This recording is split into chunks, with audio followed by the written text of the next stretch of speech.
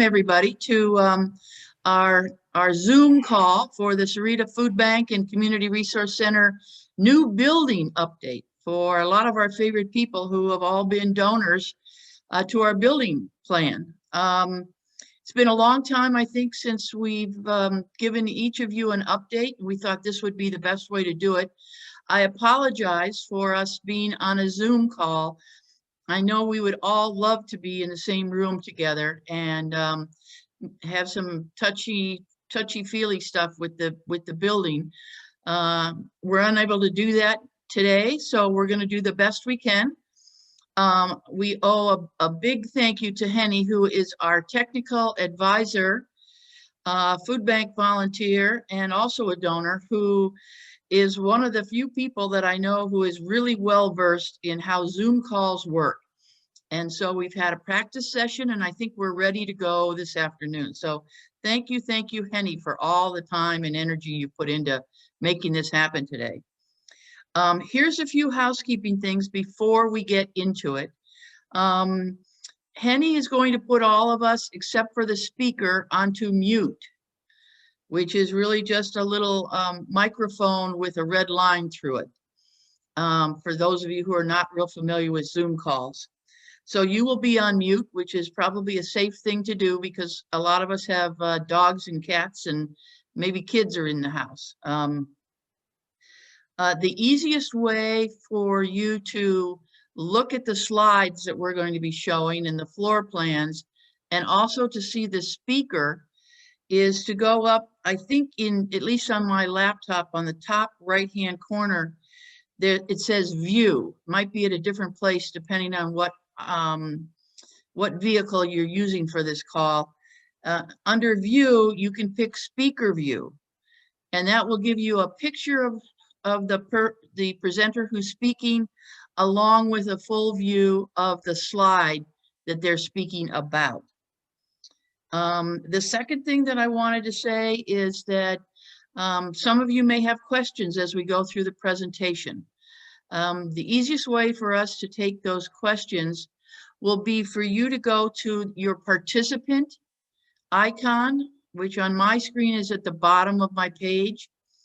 And if you click on that, there's a little blue hand. And if you click on it, you actually raise your hand in my participant view, my participant list, and it'll put you in order. So at the end of the presentation, we'll just go to that participant raised hand and go down the list, and you'll be actually able to read your question to us or give us verbally the question that you have, and I'll be able to direct that to the right individual to answer it.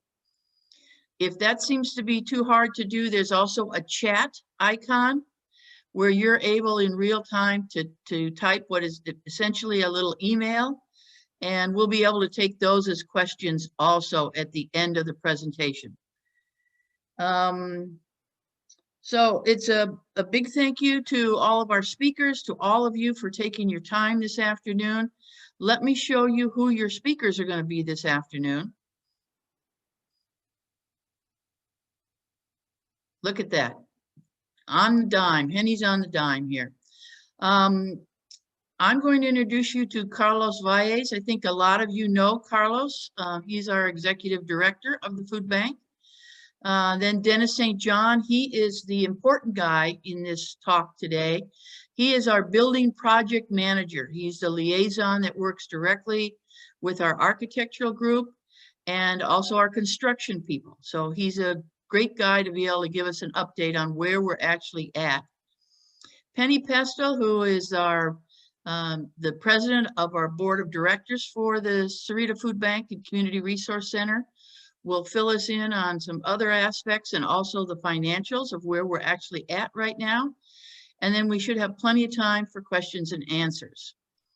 So to lead us off, as you know, about 8 months ago, the COVID-19 crisis hit, and Carlos and his team had to turn on a dime and figure out how to continue to get food and supplies to all of our clients. And Carlos is going to give us a little trip through his recent history with the food bank and what's happening from an operational perspective. So Carlos, you're up. Thank you, Ann. Again, I never expected a pandemic, I guess, to hit anywhere in the world. It's been challenging, something that I did not sign up for, but something that I always love a challenge, and failure is never an option. So let's rewind back, just a quick history back early this year, January. I was watching the news, looking at what was taking place in China. It's about middle of January, and I started taking notes. I said, if this if this virus comes and hits the U.S., what are we going to do? Just seeing what China was doing. So I started jotting down notes through the course of February. I started playing things every day just to see how we would do things here. And then March came, and I remember emergencies were being declared everywhere. So we had to basically be proactive. We jumped ahead of the curve. We were one of the first food banks to do many different things, such as our drive-through service. And I'm going to go over these slides. So the first slide here, you see the traffic, and this is a street on the north end of the property. I've counted a couple of times where we've had 44 vehicles that have spilled out onto that north side street. So we've been pretty busy certain times, especially at the end of the month when families have used other resources. So since the beginning of March, we've nearly doubled the amount of clients that we have served. And I almost feel that we doubled overnight. Basically, an emergency was declared, and that weekend we experienced double our growth. And then in March, we broke all of the records that we had. May, we broke April's record. June, there was a lull in there, but it was a little deceiving. A lot of other things were taking place. July, August, September, we just kept breaking record after record. A big number is that new client registrations are up 70 or nearly 70% this year from the prior year, which is, I mean, that's an unheard of number. Food banks would only experience that type of number if they were new, but 70% is unheard of. I've talked to other partners, and they've said that 10 to 12% is about average, 15 is high, so 70% is telling. Also, our commodity senior food program, which is a food box designed for seniors 60 plus that meet minimum requirements, that has grown 25% just in the last month. That's another big sign that there's a big need here in our community. Also, I get this question asked a lot: is food? Where are you getting a lot of the food from? Fortunately, we have grocery stores here. We have Walmart, we have Fry's, we have both Safeways, and also we have Sprouts that we've partnered up with, and we rescue groceries from them 6 days out of the week. So that's been important because it's provided a substantial amount of food that we're able to provide to families. If we weren't picking it up, it'd end up in a landfill, and that'd be 1, 2, 10, 100 more families that would miss out on a meal. So we pick up 6 days out of the week. We get everything: milk, eggs, meat, produce, bread, pastries. So there's a good mix of various items. Go ahead and go to the next slide. Thank you. So service, I know I before we started, I looked at all the faces. I want to thank everybody here again for joining. I know some of you know that or basically know what we're doing. For the rest of you, we completely changed our model. We basically opened up a new food bank within a food bank. So the big question is, what have we done? If you look at the picture here, We've implemented a drive-through service, but not only that, we've implemented a touchless drive-through service. So what we've done is we've purchased an intercom system. So as a family comes up, they're able to communicate with somebody in the office. We're able to register them, and then they can move ahead in the line, and we can take their groceries out to them. So we've eliminated that contact with our clients. Also, with that touchless service, clients no longer have to leave their vehicle. So we hand deliver food boxes to clients' trunks. Another thing that we've changed, that we've promoted with the social distancing, was we've reduced the amount of volunteers by 75%. 75% is a large number. We've asked a lot more out of our volunteers. So it's been difficult, especially setting up, breaking down, constant setting up, breaking down. I feel like the movie Groundhog Day, if you all have ever seen it, it's the same thing. Every Thursday, every Saturday, we set up the same way, we break down the same way. Also, another area that we've changed, that I was torn, I knew clients were going to be torn, and some of our volunteers were going to be torn, was the client choice model. The client choice model, in essence, is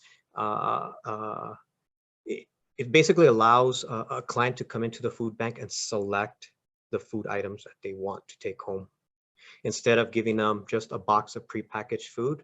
Of course, now with a pandemic, we had to go back to a non-client choice model.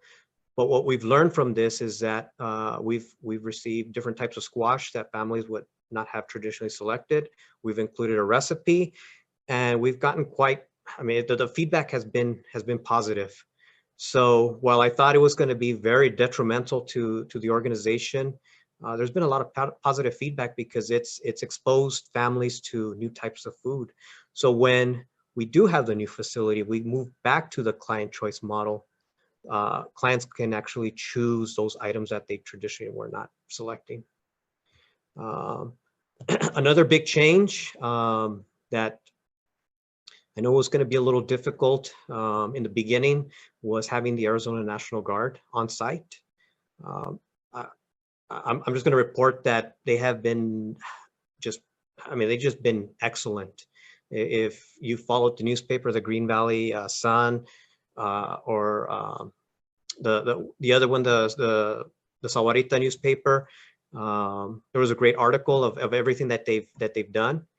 Yeah, I cannot imagine what we would be doing without their support. And as of today, I was made aware that we have them until the end of the year. So keep your fingers crossed that nothing changes. And there's a possibility that they might be extended into the new year. So I'm keeping my fingers crossed that we continue having their support. Go ahead and go to the next slide, please.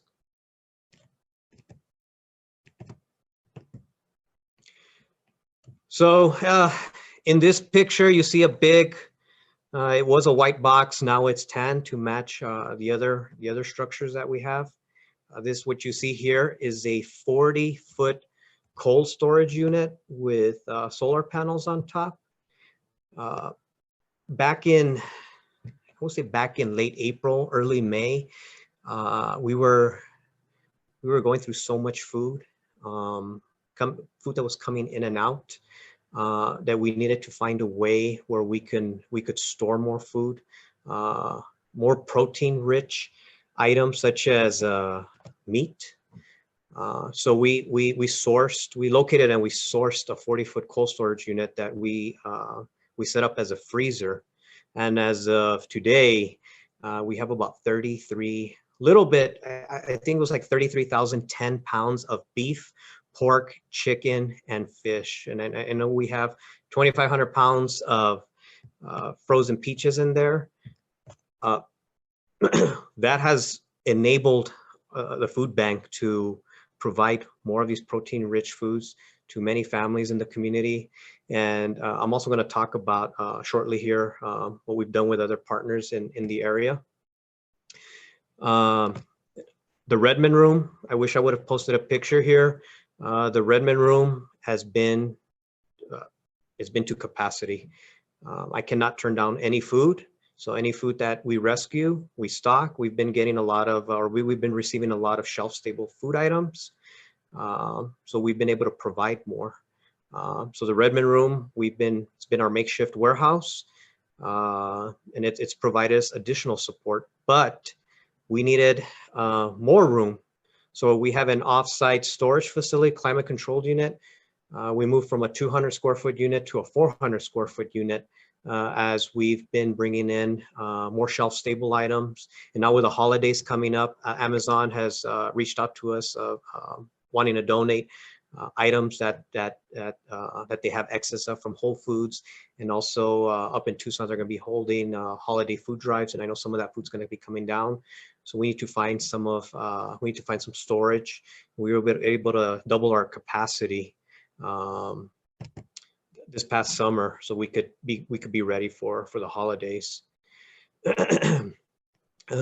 Another question I keep getting asked is, how are you moving so much food? I mean, really, I looked at the numbers this year, last 7 months, we've moved 330,000 pounds more food than last year. 330,000 pounds. So if you do the math, 2,000 pounds is a ton. Just divide those two numbers and you'll see the tonnage. It's a lot of food. So Penny was kind enough to reach out to Amphenol Optimize, and they were grateful, and they donated a gently used forklift that we've called Forky now, and he or she has moved all 330,000 pounds of food for us the last few months, and that's been a great asset for the food bank. But again, this is a church. There are many obstacles using the forklift. So I do know that, and I know that having the new facility is going to facilitate the movement of all that food.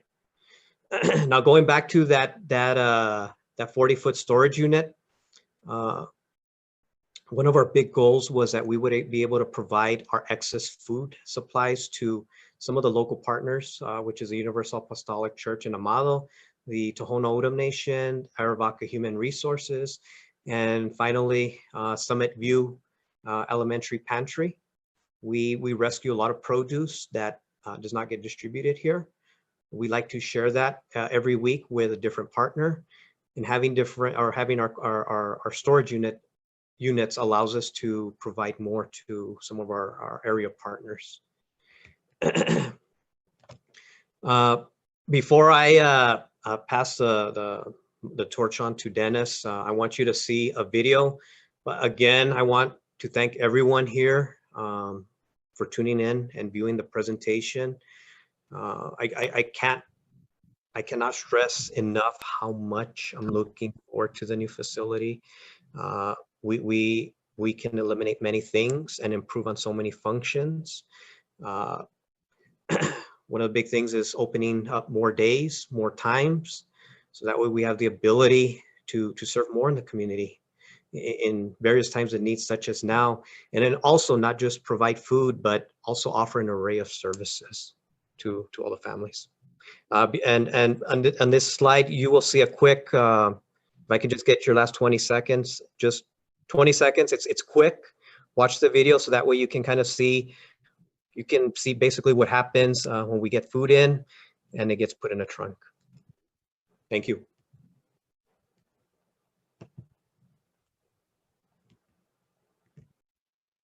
A typical market day at the Sahuarita Food Bank and Community Resource Center involves many wonderful people helping out, from grocery rescue to sorting, boxing, and finally loading groceries into cars.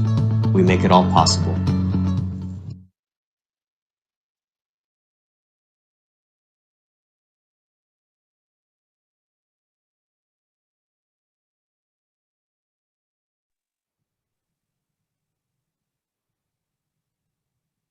Okay, Carlos, thank you very much.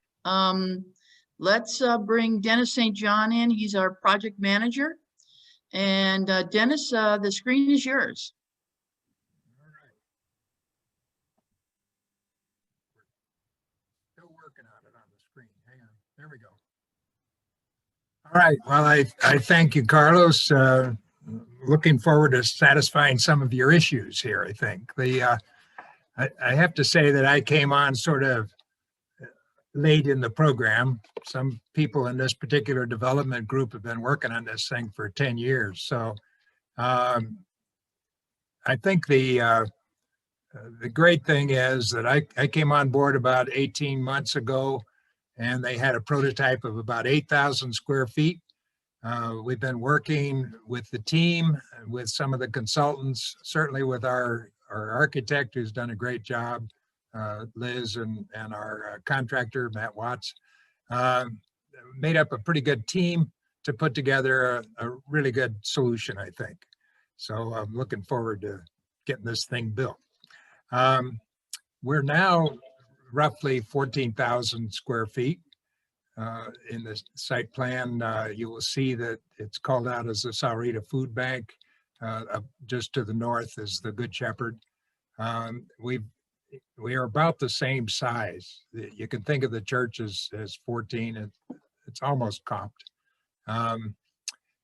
What we're doing with this particular site is putting a building together that really can work adjacent to that church. It is its own entity. It's got its own independent corporation established, but it does put us in a position to where they can work together and share facilities, share spaces. And there are certain aspects of this design that are very much in the multitask area. I think when Penny makes her presentation, she'll get into it. We have tried to line the building up so that it matches the front of the Good Shepherd.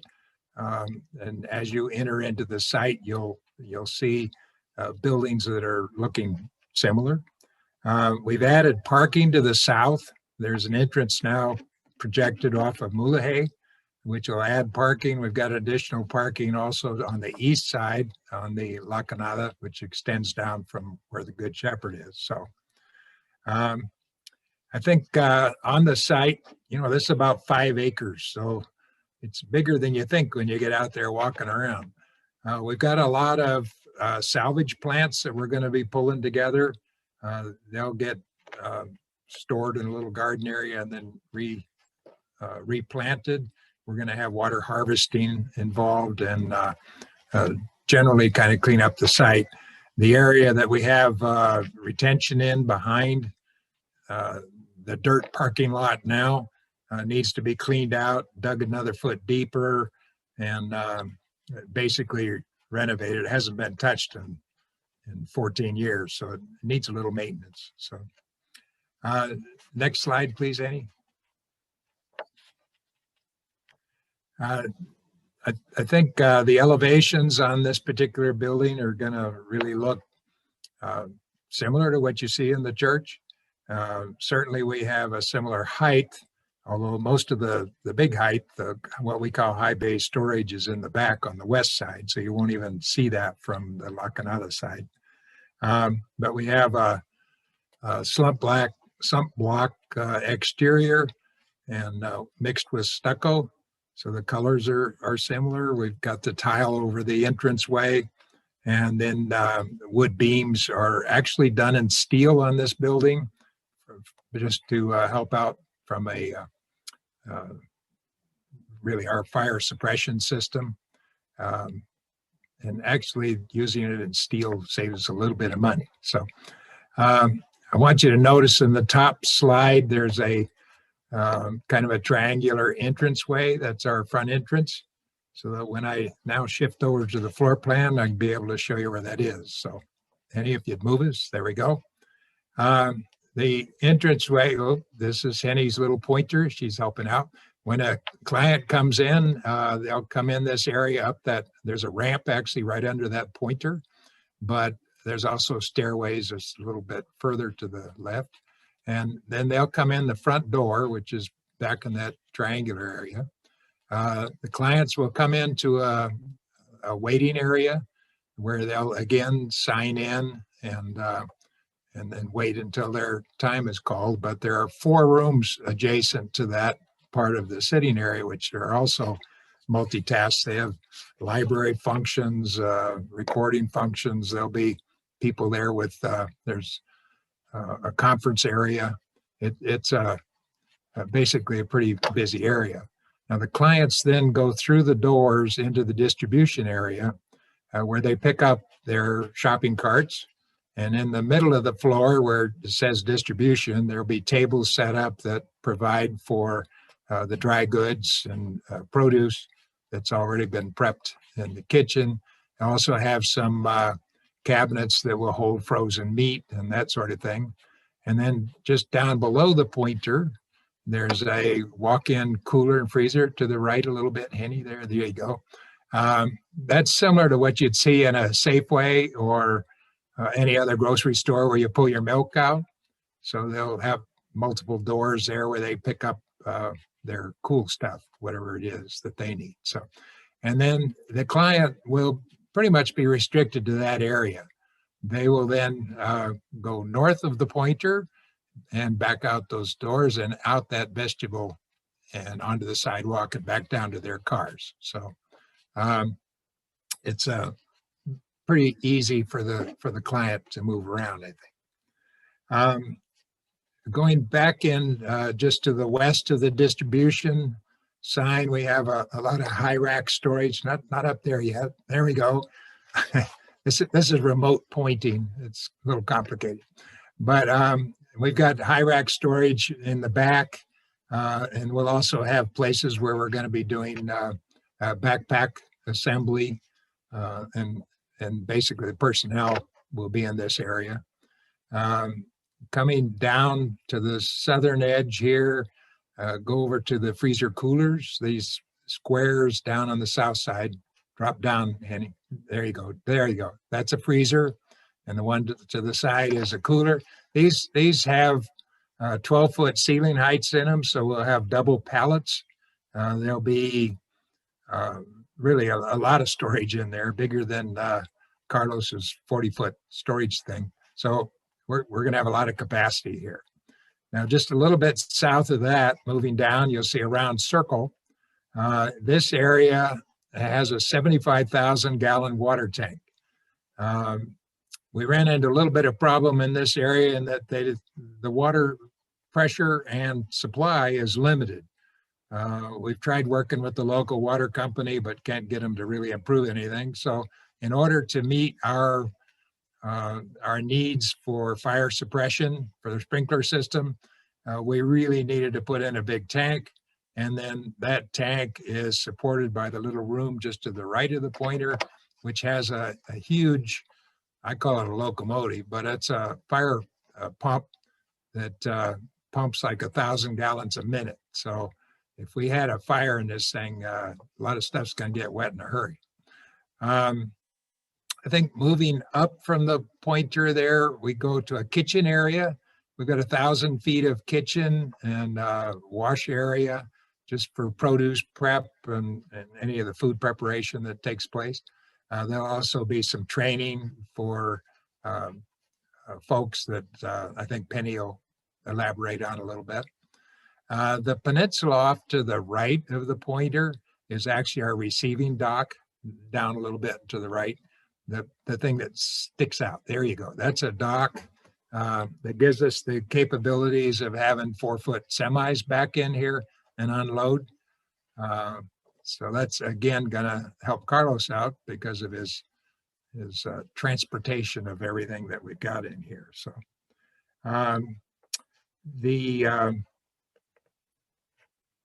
let's see, I want to move up to the CRC now, up in the upper corner. There you go. This is an area that Penny's going to elaborate on, but this is where we have medical caregiving training and classroom instructions from computers, all kinds of things.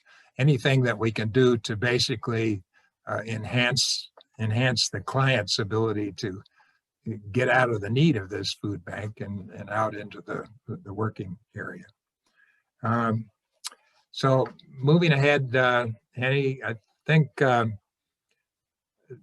just to fill you in a little bit on timing and where we are, the town of Sahuarita has been very helpful in this whole process.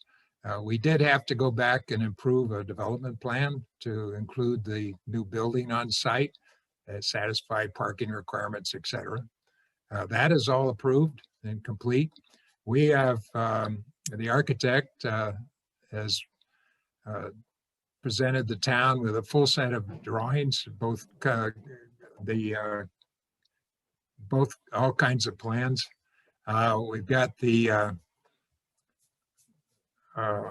everything's in for permit. We're expecting to have our materials come back to us next week from the town, and then we'll have a review process. We would like to say that we'll have permits about mid-November. I think that's a reasonable target. Morrissey Construction has got bids out right now. This is a cost plus a fee project, and our bids are due October 19th, which is next week.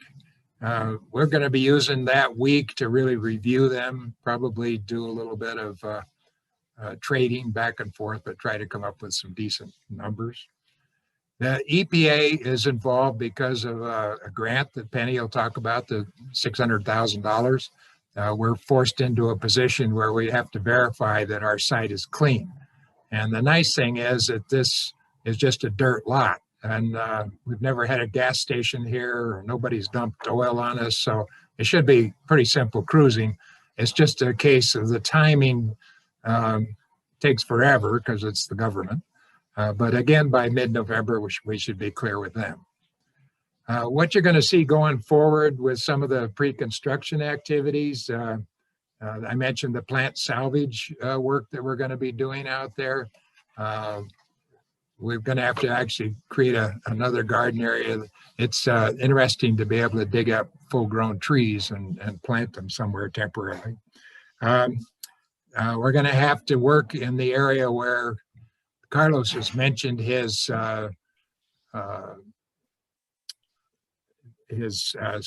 freezer box. We're going to have to move a storage box over and change some sewer and water around before the contractor even gets on site. So that's something we're going to be doing in the next few weeks. Then the contractor will be bringing the job trailer on and setting it up. Ultimately, we'll have some fence in the area, but we'd like to be doing some heavy grading here by the end of November into December. So there's some advantages to not having the church in operation. That's about the only good one that I can think of. So now I'm sure we're all going to be invited to a groundbreaking or a ribbon party. So I just wanted to point out that I'm about ready to go. And I've even got my shovel. So it's either ribbon or we're going to take a shovel and dig some dirt out there. So I know all of you are going to be invited. So I look forward to seeing you really in real life. This Zoom thing is really handy, but I don't like it much. So I'll pass this on to Penny. Well, thank you so much, Dennis. I just want to step back for a moment and celebrate where we are. This idea of having a building with a community resource center has really been a twinkle in our eye ever since I think anyone has been involved. No, we wanted as an organization to not only meet immediate need, but also look longer term at a systemic way to help people make progress and as Dennis said, not need the food bank in the future. And so Carlos has talked about the need in the community, and COVID has only amplified that. And then Dennis has really been talking about the nitty-gritty of the building, and that's been a real process. Dennis has done a wonderful job leading us through it. And we are so blessed. I get to be excited. We are so blessed to have Carlos as our executive director because he really has risen to every challenge that we have. And it makes me so proud of our team, our volunteers, and even those volunteers who haven't been able to be here because of COVID. They're there waiting in the wings to become re-engaged. So let me tell you a little bit about the Community Resource Center. Dennis talked about it in a little bit of detail. You saw it in the upper left of the big plan, and this is a little bit more detail that we have here. And you can see there are several classrooms, there are offices for community partners, and there is also a space that's labeled medical caregiver on your lower right. And we even have a teaching restroom, so that when we're training medical folks, there you can actually take people to the restroom and practice doing that. Next slide, please. So you all know that we've been using lots of spaces in the church for the programs that we were offering prior to COVID. We've had to put those programs in suspension, programs like this wonderful reading program, which we call Storytime at the SFB, which has about 25 volunteers and about often up to 23 kids will come to be read to. So it shows our commitment to the community to grow not only the adults, but also work with our kids to help them become more literate and more able to function in our society, both in the short term and in the long term. So let me just touch on a couple of the programs that we have had prior to COVID. Next slide, please. Programs included some basic computer classes. We did a little testing of those. Some of you know, I'm sure, that we had free text preparation with the Catholic Community Services Pio Decimo Center. And that attracted anywhere between 50 and 75 people a year. And the people who work there want to come back and help us. So lots of people, again, waiting in the wings to carry this forward in our temporary space, but also in our new space. Easter Seals Blake Foundation has an emphasis on young kids and helping parents become more effective as parents, something we all need to do. And they provided a wonderful program where parents would sit down with each other and the facilitator and just talk about the challenges they're facing. It wasn't a classroom, here are the 10 things you need to do to be a good mom or dad, but it was very much problem solving around real issues. And the families absolutely loved it, and we can't wait to start it again. We also have had a variety of health-related programs, including a dental van from Pima County, which was focused on pregnant moms or moms-to-be, and on kids under 5. And they would both do an exam and also put some sealants on their teeth. So really good, strong programming, which is only a foreshadowing of what we hope to do in the Community Resource Center. Next slide, please. And by the way, if you look back on that detailed plan, if you had a chance to print it, there are quite a bit of spaces there, quite a few spaces there, which Dennis described as being multitask space. We hope over time that we're going to be able to spill over Community Resource Center programs into spaces in the main food bank food area, so that we can have several programs going at once. And I'm anticipating that within 2 or 3 years, we're going to be fighting for space, and we will be continuing to use space at the Good Shepherd for programs like Stay and Play, which is a way to engage young kids and so forth. So that the space issue and our desire to share programs is really, really important as we plan for the future. Just touching really briefly on some future CRC programs. The first area is health and nutrition. And as we all know, a healthy diet is really medicine. It helps people not have as many chronic illnesses, or helps manage chronic illnesses. An example of that is diabetes. We have a lot of folks who come to us who have diabetes or pre-diabetes. And what we're looking at is a comprehensive program that would not only provide food boxes that have fresh fruits and vegetables, have low glycemic, low carb foods, not just mac and cheese and beans, but things that really are much better for folks with diabetes. And then nutrition and cooking classes. And then also we will be partnering most likely with United Community Health Center which has, as you know, many offices in the area, to do monitoring for those folks who are in that program. And all of this is going to be in the context of working with each person who would like to work with us and our coaches to assess what they want to do, what their goals are, and then help them set those and then coach them, walk alongside them as they move forward. Many of the folks who come to us are people who have had poor experiences with service organizations, with school in some cases, with other food banks, and with work. And so we know that part of what we're doing is, what we want to do is make sure that this is what, I don't know if the term is used much anymore, but I call it high touch. It's not just high tech, but it's also high touch in that it's relationship based.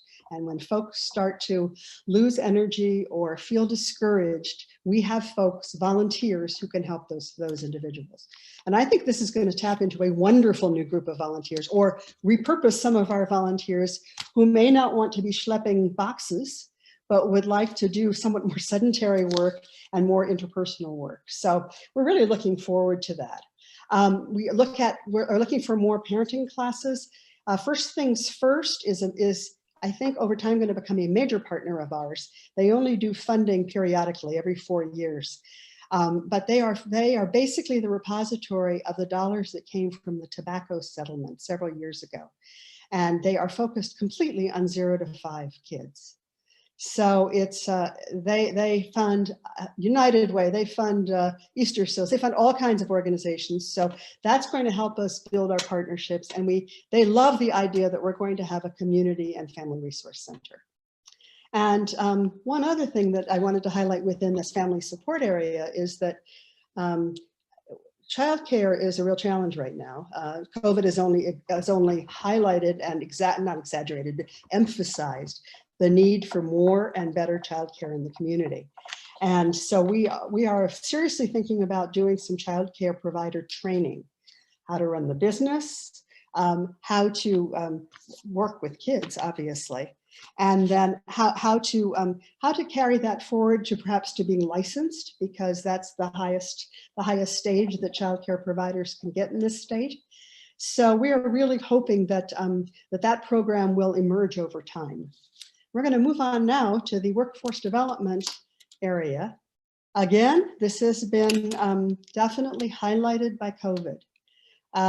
We are going to have a lot of people whose jobs have gone away, and they may not be able to go back to the same kind of jobs. As we know, jobs evolve a lot in the course of a year or two in our current economy. So workforce development is really important. We've been stressing that again, the need for having a coaching-based model based on the goals that the folks have. So if someone would like to become a landscaper and wants to run that business, that we have some way to help them do that, to learn how to do that. Basically, I should say at core, employability skills are really important. There are some folks who've not been much in the workplace. Even things as basic as setting an alarm so you get up in time so you come to work in time. I have a great, very quick story. They set up a new call center in Douglas a number of years ago. And Victor Gonzalez, who's at the town of Sahuarita and is now their economic development director, said that they had no trouble hiring 600 people. But within 3 months, half of those folks were gone. And it was primarily around not being comfortable in a workplace where there were certain kinds of expectations of timeliness and not being absent, not calling in at the last minute, not fighting with your supervisor, things that may come very naturally to a lot of us, but aren't necessarily skills that everybody had. So they had to go out and they had to then develop training programs to help those folks learn how to keep their jobs, because that was obviously the goal. We're particularly excited about a couple of trainings and development programs that have been strongly influenced by the town of Sahuarita and what they see as employment needs for their businesses, and also by the Chamber of Commerce. As you well know, our assisted living and other care facilities and our soon to be two hospitals need people who are trained as certified nurse assistants for hospitals and certified caregivers for care homes. And Pima Community College has agreed to actually teach classes on site for our Sahuarita residents and people who live around us, because transportation is a real challenge for folks to get into Tucson for classes. The training is a very intense 6-week training. Then they have to get they have to get a TB test and fingerprinted, and then they have to take a certification test. But we had hoped to start in June. Obviously, that got knocked off the agenda. But I'm actually just in the last couple of days in communication with PCC to find out when we can start this again. When are they planning on doing face-to-face classes? Because this has to be face-to-face. People are learning how to actually care for people, and there will be folks in the beds on which they will train. So that's one program that we're very excited about, and we think that there will be lots of job opportunities. It's entry level, it doesn't pay great, but it gives people a step up. The other areas relate to food, line and prep cooking training. And that's something we're also talking about right now, because it is something we can actually begin in the church kitchen with all the appropriate permissions, and then carry on into the much larger kitchen that we'll be moving into in the new building. This is another job area where there's a lot of turnover, and folks, these are skills that will be really valuable for people who want to get into anywhere in the culinary area.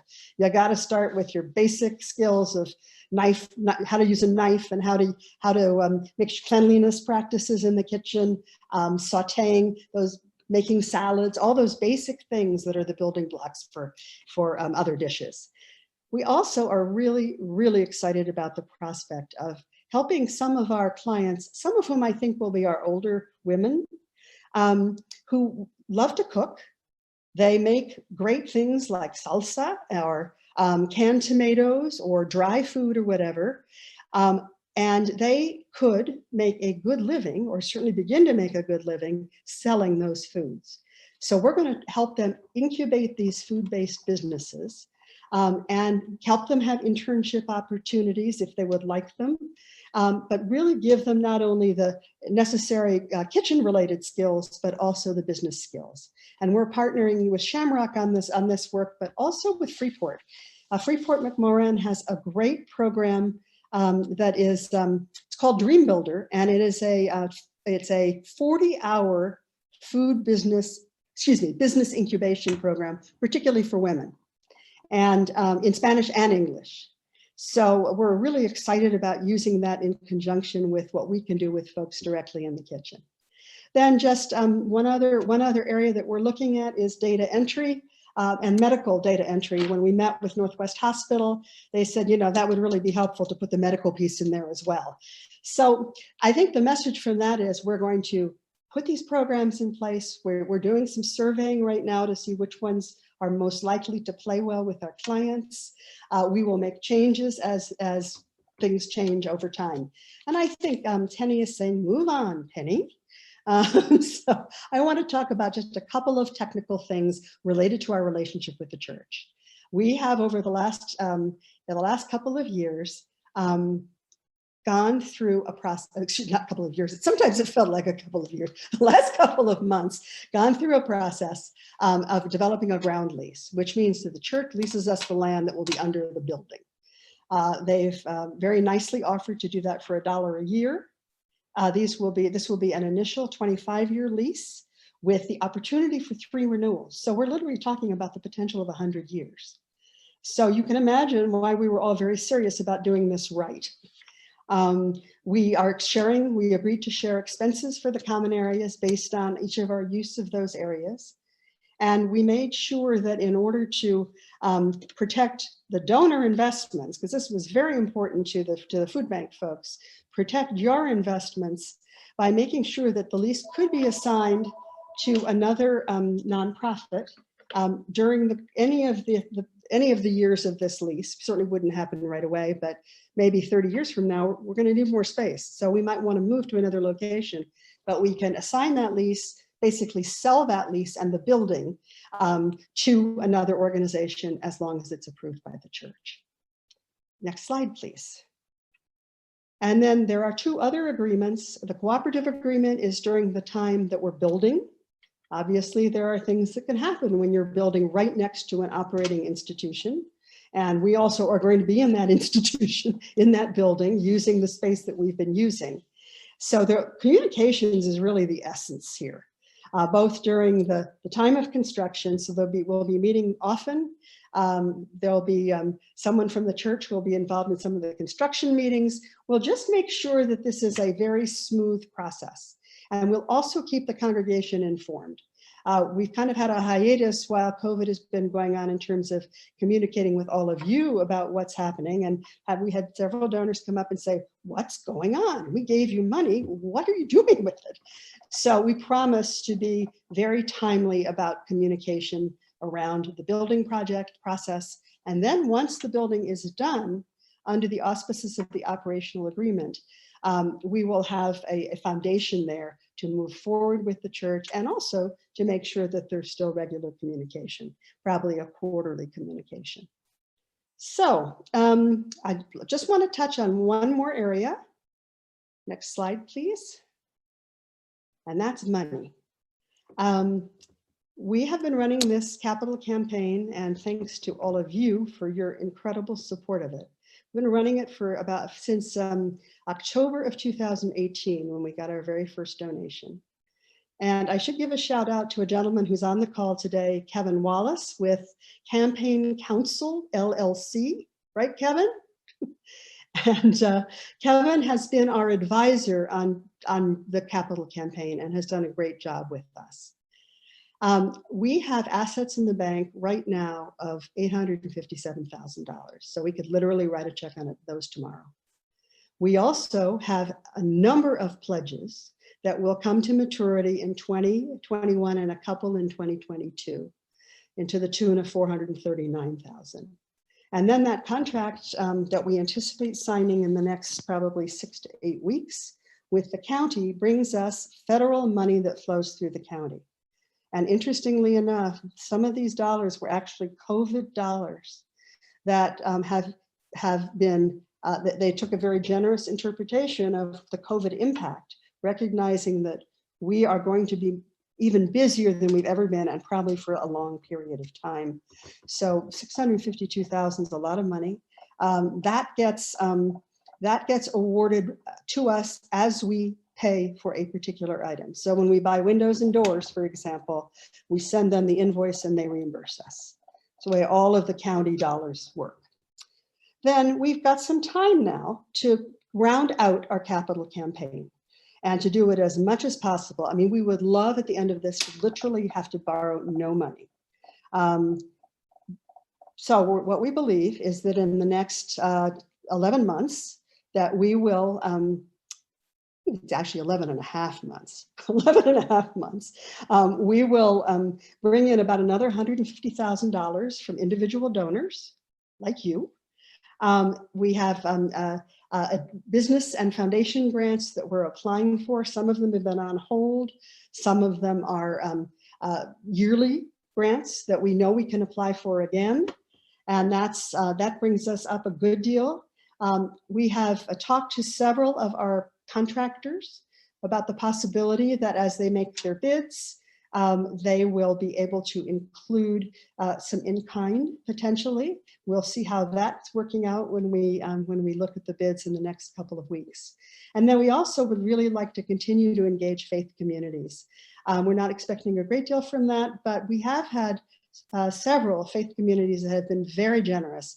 Desert Hills Lutheran is a great example. Thanks to Sarah and Dennis, Sarah and Dennis Beyer. The Unity Church has been a supporter. So we've really been able to really strengthen our relationship with a number of faith communities. And so that's exciting. So if this all pans out, and we are really quite confident it will, the most we believe we would have to borrow for a long-term mortgage would be about $400,000. However, we will need a construction loan that will be in excess of that. And at this point, we're still determining what the maximum is that we might have to borrow. Basically, they don't provide it until you need it. They're not just going to write us out a check for $1 million and say, hey, see ya. They will be in dialogue with the construction loan funder. And so this takes us to what we believe, based on what we know today, is the cost of the building, which is a little over $2.9 million. Last slide, please. So next steps, we need the construction loan. And we have talked to a couple of funders. Some are more traditional banks that don't like the idea that there won't be a building until there's a building. In other words, they don't want a loan on something that isn't collateralized. And so we have gone to talk in depth to the Arizona Community Foundation, which does a marvelous job supporting nonprofits. We're going to continue to do fundraising. We hope that for folks who have supported us and for foundations that have supported us, that they might, now that we are at the cusp of groundbreaking, consider some additional support. That pie is sweetened this year by some changes that came through the CARES Act. If you don't itemize taxes, you can take up to a $300 per person or $600 per couple, per household deduction for charity. That is in addition to the credits you can get from the state of Michigan. I've lived here for 14 years and I still say the state of Michigan, the state of Arizona, which I think many of you participated in the past. And then particularly interesting is that if you do itemize, it used to be that you can only deduct 60% of charitable contributions. You now can deduct 100%. And that will be a deduction against your, 100% deduction per your tax table, your marginal tax rate against adjusted gross income. Clearly on those kinds of issues, you want to talk to your tax advisor. But we do hope that this will provide an opportunity for some folks to consider putting your pledge in this year rather than next, which would help a lot in terms of the construction loan, or in a longer term commitment for some additional support. So I just want to tell you all, thank you for being our partners up to this point. We've really appreciated it. I know we've gone a little bit longer than we thought, but we are absolutely open for questions, and the floor is open.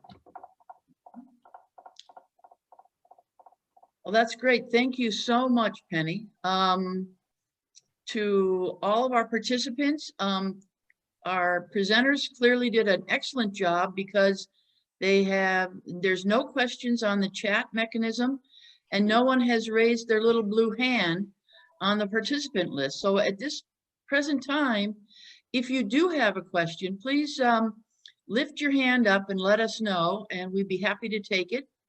So Henny, I think we'll wait just for a minute, and then if nobody raises their hand, I think we'll close up.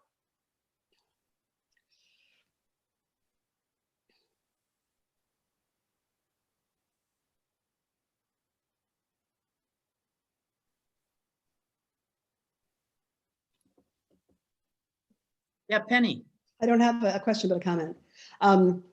If it would be helpful, what we'd like to do is loop back to you, those of you who've participated in the call, and see if there are some questions that have come to mind after this. And then also talk to you a little bit about whether there is a possibility of ongoing support or additional support to us. So we will be in touch. We really appreciate, again, what you've done for us. And there must be some questions. There is a question from Pam. There she is. There she is. Hi, actually it's a comment and then a couple of questions. The comment is, I'm really impressed with the partners you have lined up for the Community Resource Center. And I can only say, well done. That's just terrific. And I did have some questions, but I can get to Ann or someone else because I didn't understand what the Redmond room was. I didn't understand who donated the forklift. It's probably just my bad hearing. No, we can answer really quickly, right, Ann? Sure. The forklift was donated by a company that we've been working with for a number of years, who's loaned us trucks before we had our own truck, etc. And called Amphenol, and they're a local local company that has been very, very supportive. And Pam, the Redmond room is the big room in the Good Shepherd Church, Okay. where we have traditionally, since we've grown out of the narthex, been distributing food items. And in essence, because of COVID and the church itself only doing video church services, we've pretty much taken over that room. Carlos and his team are using that for pretty much full-time storage right now. And so hopefully, is there any more questions that you have, Pam? No, thank you, Penny and Ann. You're welcome.